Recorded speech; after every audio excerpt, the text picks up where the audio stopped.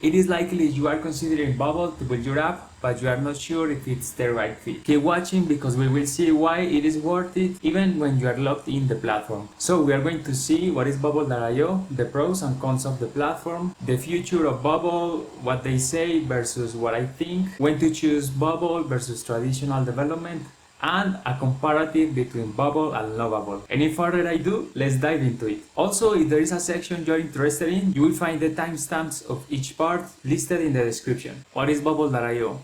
Most people will tell you it's a no-code tool, but from the direction they are taking and the industry in general is heading to, I think it's more like a vibe no-coding tool where yes, you can drag and drop your logics, your interface, and set up your database, but also you can prompt AI your ideas and the AI will generate the app based on the prompt you gave.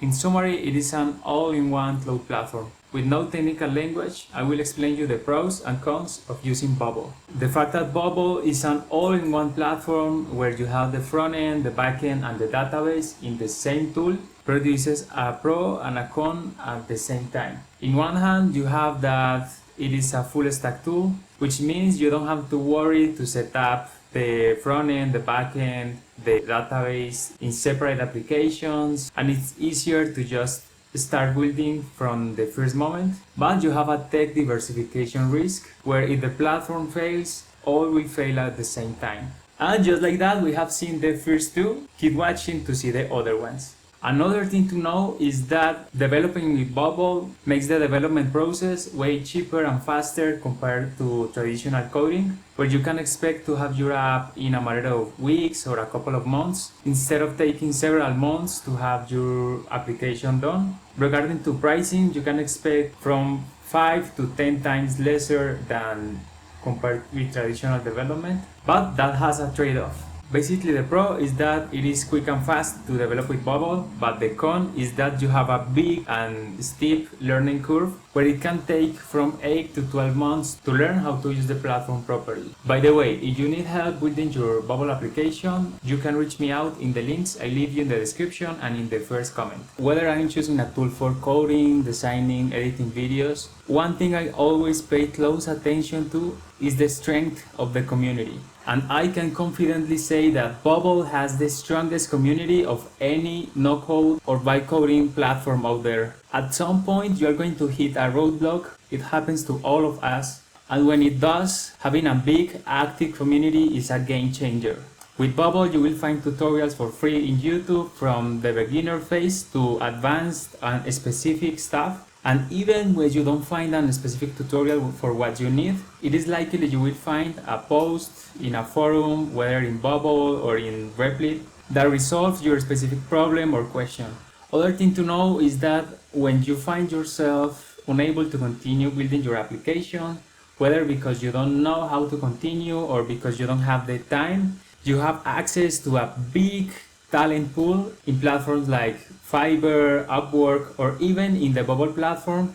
In the expert section, you can find certified Bubble developers that can help you in your development journey. And there are plugins, templates, and extensions built by the community for the community that will help you extend the Bubble capabilities. We are not just a big community, but a community that loves the platform, so you will never feel alone in your development process. Regarding to the SEO, Bubble is not the best platform. I always recommend to have Bubble as the web application and the pages you want to rank in Google and search engines in other tools that are good for that, like Webflow or WordPress. Another thing that really stands out is the number of success stories from people who have built amazing apps on the platform. This is a powerful social proof that shows you can create successful applications. If you want to know more, I really recommend you visiting bubble.io/showcase, where you can see successful stories of different founders using Bubble. It's inefficient for large dataset processing, while it works just fine for many apps as your data scales, especially when you are updating or maintaining tens or hundreds of thousands of records. You might notice performance lows. Tasks like searching, filtering, or updating large lists can become time-consuming and sometimes costly in terms of resource usage.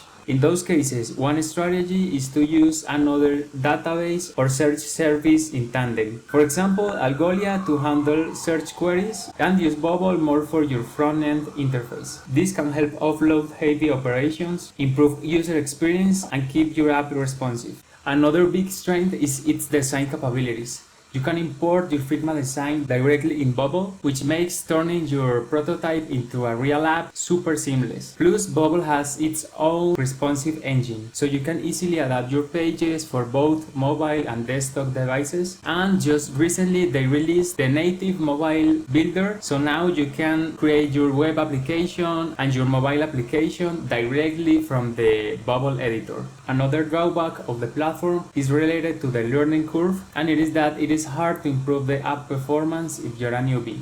Just like that, we have seen 5 pros and cons. Let's see the other half.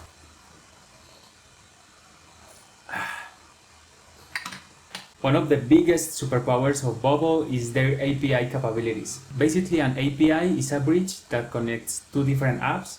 For example, HubSpot with Notion, where every time you modify a record, something happens in Notion and the other way around. And from Bubble, you can do both. You can connect with external applications, or you can allow other applications to connect with your app. So to connect with another application, you just need to install the API connector plugin, and you will be able to make API calls to other apps. And to allow other apps to integrate with your application, you can expose your app whether using the data API or the workflow API. I do want to be transparent here. Sometimes Bubble does experience a bit of downtime. Occasionally you might find that your app stops working for a few minutes, or that it loads more slowly than usual. The good news is that Bubble's team is pretty quick resolving these issues, and they usually have everything back up and running in no time. If you ever find yourself unable to access your app because it's stuck loading or just isn't responding, you can always check out status.bubble.io to see the current status of the platform. Aside from the subscription plans you pay in Bubble, you also pay for the amount of resources you are using. And these resources are measured by workload units. That is the way Bubble measures the amount of resources you are using. This feature have a con and a pro. The pro is that they charge you as you scale, so you don't have to worry about scalability, but you do have to worry about the pricing. That is why it is important to improve the performance of your application. If you want to check out how Bubble measures the workload units, you can go to manual.bubble.io, and you will find this table that I have behind me that will show you how many workload units are used depending on the operation performed by Bubble. Once you are in manual.bubble.io, you just have to go here in workload, click here and go to activity types, and here you will find the table I just showed you.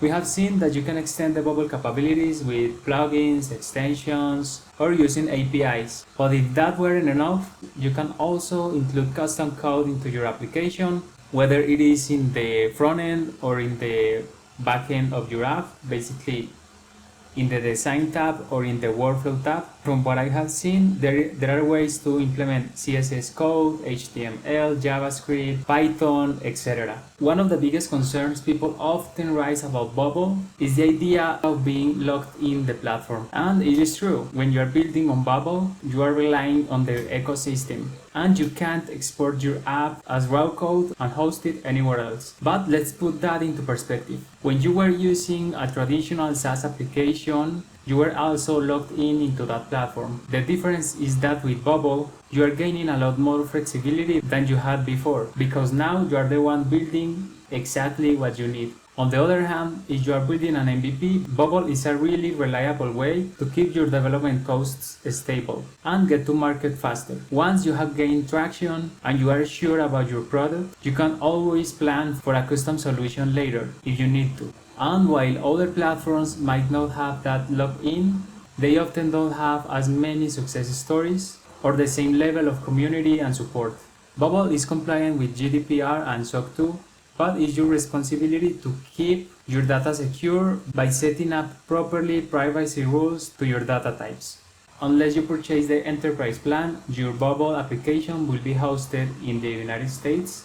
Regarding to the vibe no coding thing, I mentioned it at the beginning of the video. Yeah, Bubble is integrating the same look and feel of apps like Lovable, Replit, or Bolt, where you prompt your idea and Bubble generates the application. I consider this a pro, even when the feature is still not that advanced, but it's where they are heading to. And the last drawback is that Bubble is not HIPAA compliant, so it's not recommended when creating apps in the healthcare industry.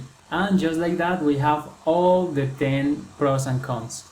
Talking about the future of the platform, if you have been attentive to the video, I think you can guess where they are heading to. But basically, they are heading to a more vibe coding experience. But I think that will not be enough, and they will have to, in some point, release the code of their applications, because anyways, the competition will do that, and it's a matter of time that one of these vibe coding tools integrate a more visual experience just like Bubble, and in that moment is when, and I think Bubble will be forced to release the code of their applications to continue being competitive in the marketplace. Because I know that this video is getting too long, here I leave you a decision list so you can decide whether to go with Bubble or to go with traditional coding to build your application. Comment if you want me to create a video just for this specific topic. And regarding to Bubble versus Lovable, I have made a video about the topic, you can check it out in my channel. And if you like this content, remember to subscribe to my channel, or if you need help building your app, don't hesitate to reach me out. Bye!